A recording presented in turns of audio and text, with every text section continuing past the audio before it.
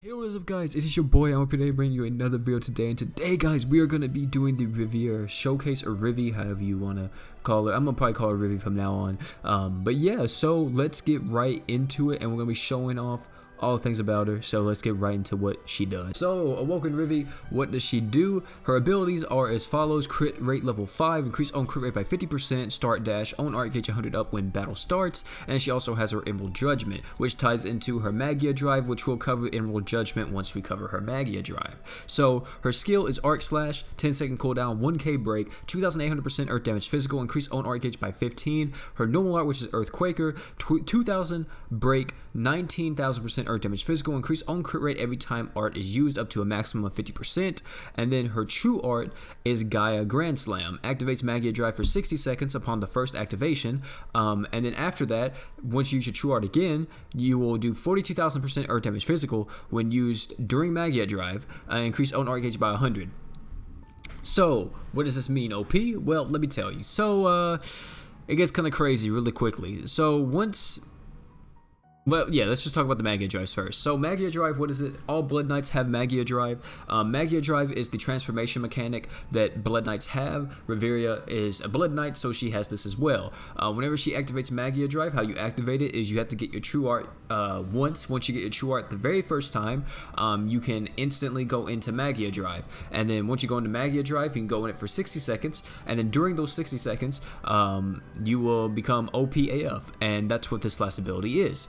So the last ability, which is Emerald Judgment, activates during Magia Drive, or whenever Magia Drive is used. So Arc Gauge 100 up when Magia Drive is used, crit damage 150% up, and damage from enemies 30% up during Magia Drive. Riviera is a glass cannon in the sense that she will take 30% more damage from enemies whenever she's in Magia Drive, so keep that in mind. But it is a really good Magia Drive. It does increase her damage by a ton, and giving 150% crit damage is really strong because she has a ton of attack.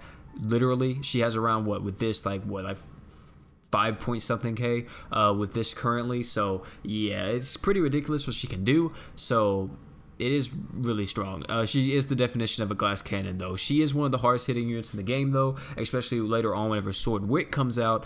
She gets really stupid on the same team with Sword Wick, since Sword Wick increases physical damage. I cannot talk. Physical damage by 100%, and she's a physical attacker. You can imagine the amount of damage that Riviera can do on that team.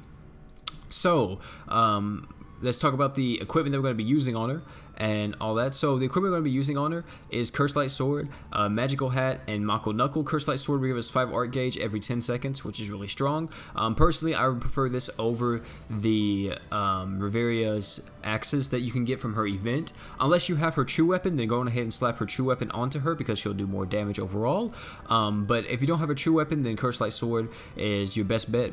So yeah, definitely go with that. Also, it does give you plus 500 to all stats, so plus 500 HP, attack, and defense. So it is pretty strong. It makes her a little bit tankier too, so that definitely helps.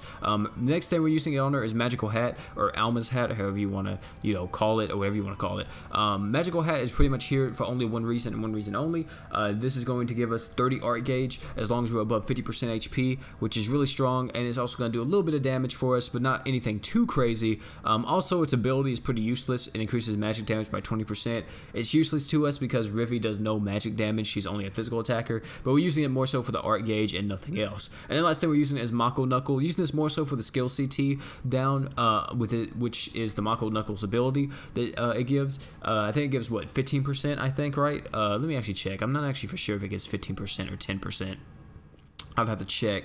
15%, yeah, so skill speed 15%. So we're going to be getting the skill off a lot earlier and a lot quicker than what it usually would be on, so we can get that 15 art gauge, constantly and be really strong with it. So yeah, that's the equipment we're going to be using on her. For crest wise, if you guys are asking me like OP, like what type of crest should I go for on her, if you want to do crazy stuff, probably max out her attack. If not that, then I would think that probably skill CT would be really strong on her. If you can get skill CT down to get art gauge faster, get that 15 art gauge off a little bit quicker. If not that, I don't really say physical attack, or not physical attack, but the equipment CT. Equipment CT I don't think is really that strong on Riviera, but definitely attack, up, attack up. I wanted to say defense up because she's already going to be taking more damage, so I wouldn't really say that. All stats up, I think that would be a good one as well. All stats up, attack up, skill CT up, stuff like that, anything like that, and then you're going to be really good with Riviera. So yeah, apart from that though, that's enough talking. Let's get into the fight that we're going to be taking on, which is going to be the Frozen Calamity of the North. This is the team we're going to be taking. We got Earth Mirror here, Finn, and Fina. I would use Norn if she was on Global, but she isn't on Global yet, so whenever she comes out, this will probably be my go-to Earth team. Will be Earth Mirror, Finn, Riviera, and Norn, if I pull Norn, hopefully. Fingers crossed. So let's get right into it.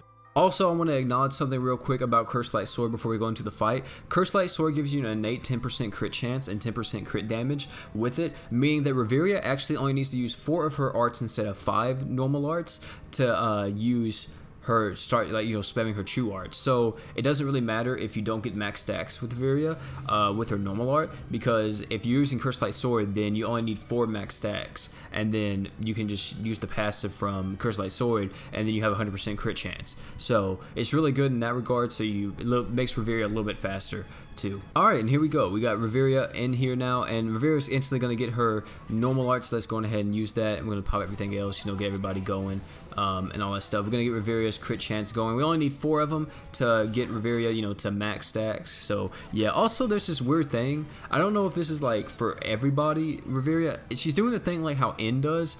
I think it may be the same thing, because it says at the start of every battle you get 100 art gauge. I don't know if that included stages. I just thought that included events, that like at the start of the event you would get 100 art gauge, but apparently Riviera does do that, so that's pretty good. If I'm gonna say it myself, that's pretty good.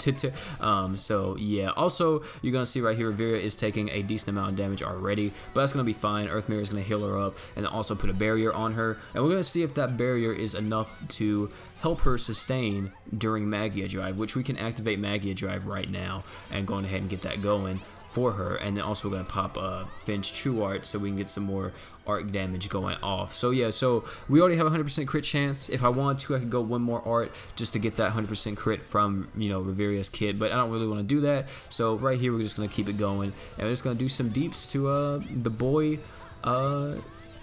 Geo. So yeah, you see right here we're doing yeah, Riviera's stupid. She's pretty stupid, but you can see though, you're gonna see if that barrier falls on Riviera, we're kind of screwed in the sense that Riviera is going to take a ton of damage, so we don't want that to happen at all.